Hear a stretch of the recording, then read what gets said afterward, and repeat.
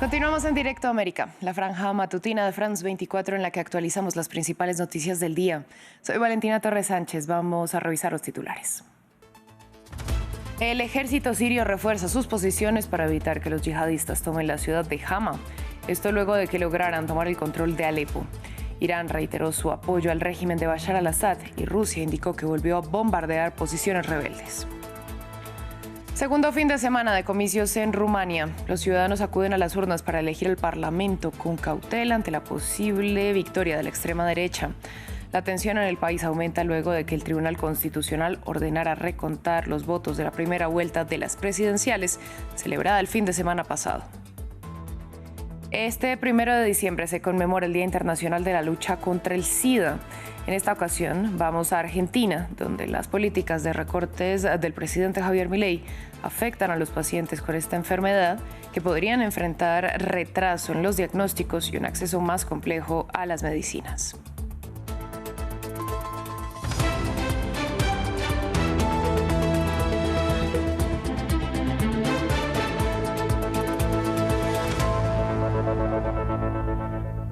Vamos a comenzar en Siria, donde el ejército está reforzando posiciones estratégicas alrededor de la ciudad de Hama, buscando evitar que los yihadistas tomen el control de la urbe. Esto luego de que Alepo cayera tras 2 días de combates en los que los militares se vieron forzados a replegarse. La guerra civil de 13 años vuelve a ser el centro de la agenda mediática. Pero ¿qué actores están combatiendo ahora y por qué las condiciones podrían no favorecer al presidente Bashar al-Assad? Lo revisamos en el siguiente informe de Samuel Salgado.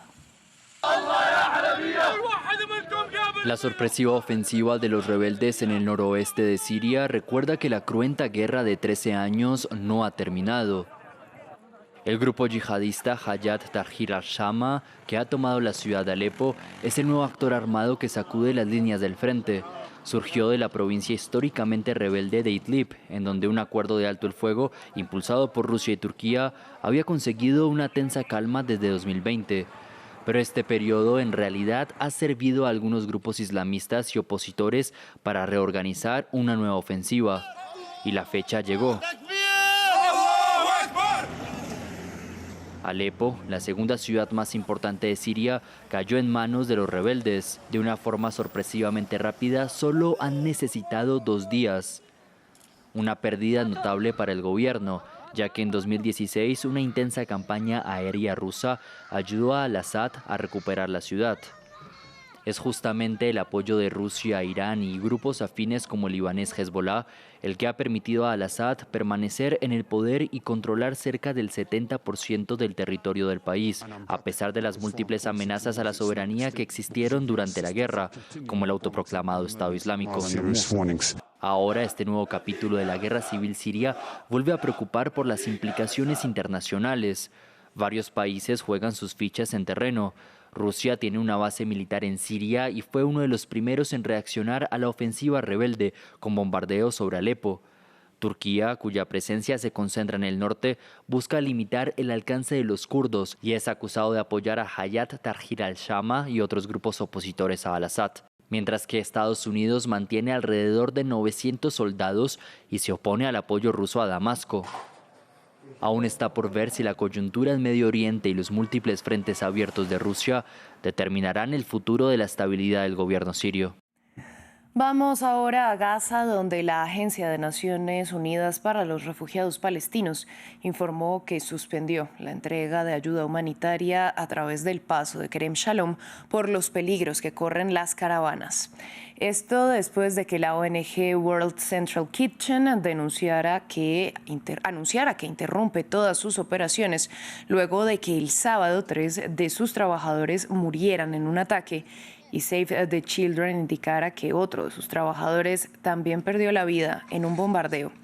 Además, este domingo, al menos 15 personas han muerto en medio de bombardeos del ejército israelí en Nuseirat, en Han Yunis y en Rafah.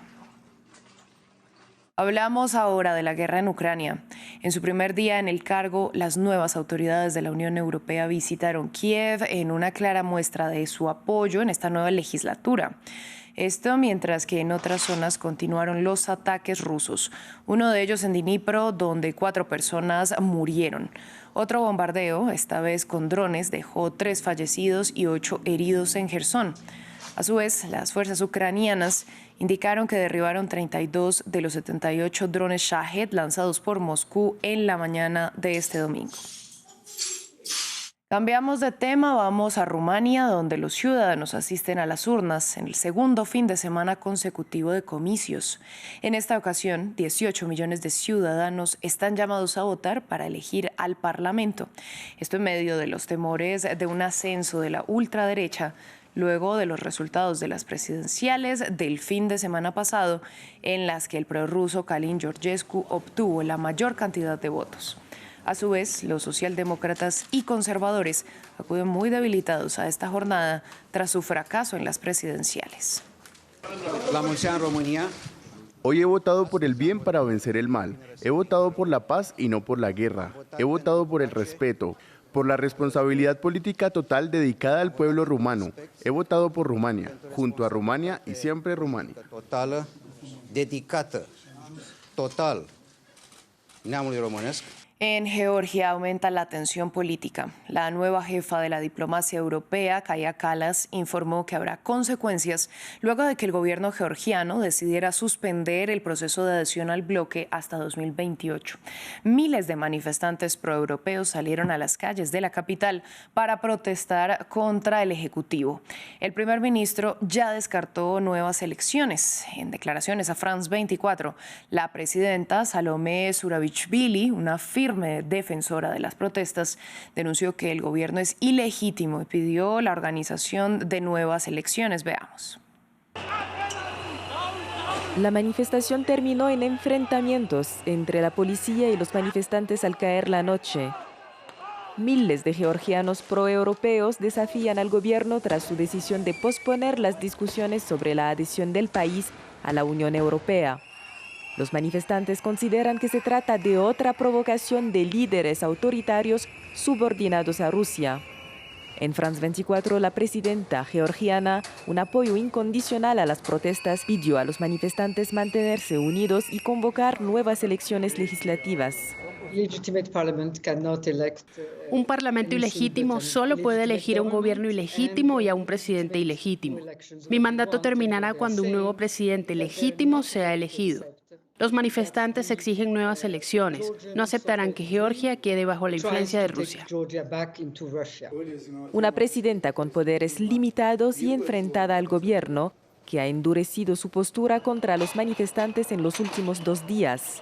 Cerca de 150 personas han sido arrestadas por desobediencia y vandalismo, y las concentraciones han sido dispersadas con camiones de agua y gases lacrimógenos.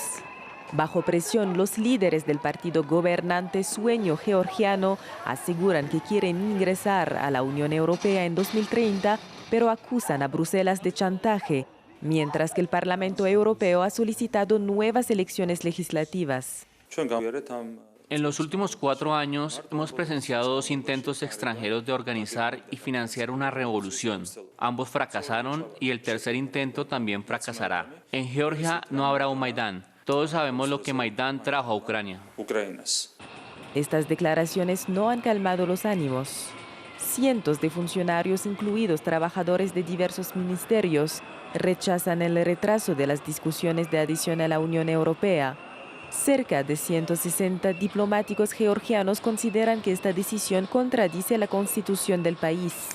En Valencia, en España, los habitantes salieron a las calles el sábado en la noche para conmemorar el primer mes desde las mortales inundaciones que devastaron la región.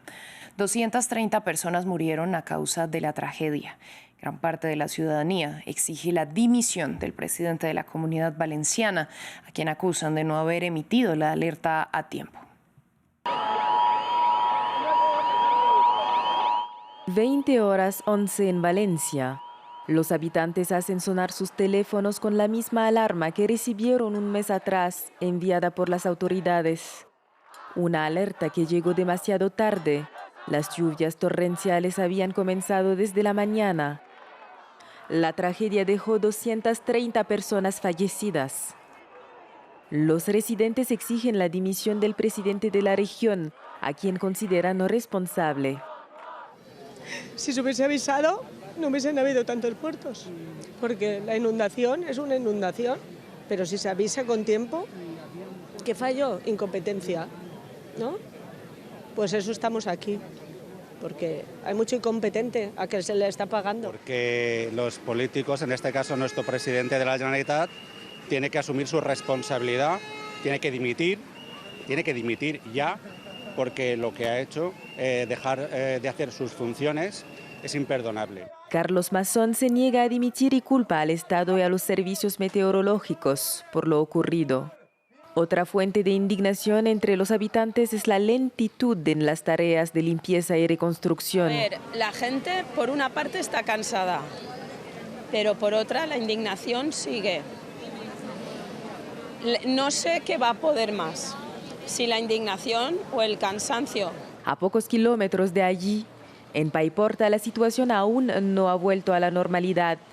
A pesar de los 2.000 millones de euros desbloqueados recientemente por el gobierno español, las calles siguen cubiertas de barro y también el interior de las casas.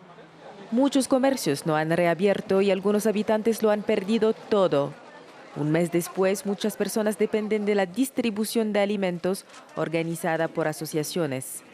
En otras noticias, ya son 133 los muertos por la violencia sectaria en el noroccidente de Pakistán. Los hechos han ocurrido en el distrito de Kurram, pese a que la semana pasada se alcanzó una tregua en la zona cercana a la frontera con Afganistán. Se trata de un punto donde los enfrentamientos entre sunitas y chiitas se desbordaron desde el mes pasado y donde la tensión entre ambos grupos se ha mantenido durante décadas. En la vecina India, el ciclón Fengal tocó tierra en el sur del país con fuertes lluvias y vientos. El fenómeno generó inundaciones y cortes en las vías.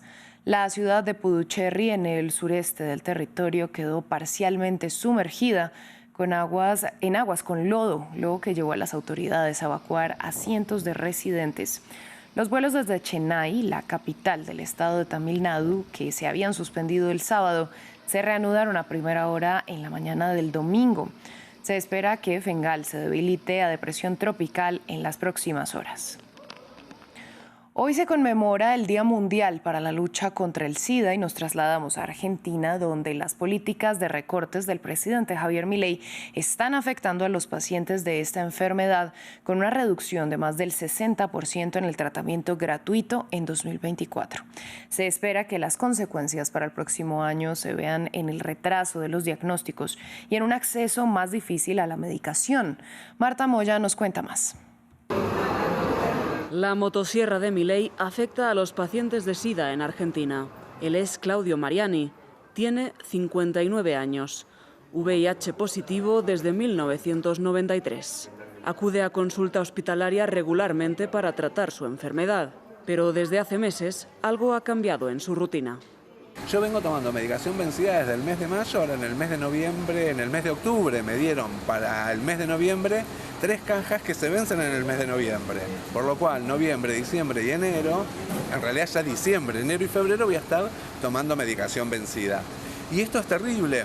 Y lamentablemente estamos en una cadena porque se nos va a escuchar luchar por el tema de la medicación, pero hoy por hoy en el conurbano hay familias que solo tienen la medicación y no tienen para comer.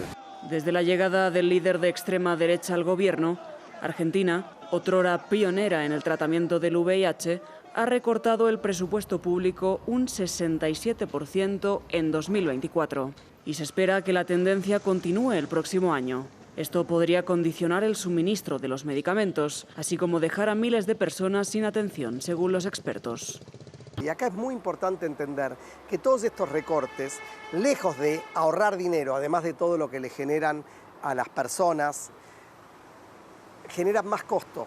Porque en Argentina uno de los grandes problemas que tenemos es la detección tardía. Casi el 40% de los nuevos diagnósticos de VIH se dan en personas que ya están en un estadio avanzado de la infección. En Argentina hay alrededor de 140.000 personas diagnosticadas con VIH y la mitad depende del tratamiento proporcionado por el Estado para abordar la enfermedad. En 2025, cerca de 9.000 pacientes podrían sufrir las consecuencias de los recortes. Cerramos en la capital mexicana, donde los residentes le dieron la bienvenida a la Navidad con su tradicional desfile de globos gigantes. Se trató del Boilo Fest, una muestra organizada por las tiendas Liverpool, que además contó con la participación de personajes típicos de la época navideña. Con estas imágenes nosotros nos despedimos. A ustedes, gracias por su sintonía.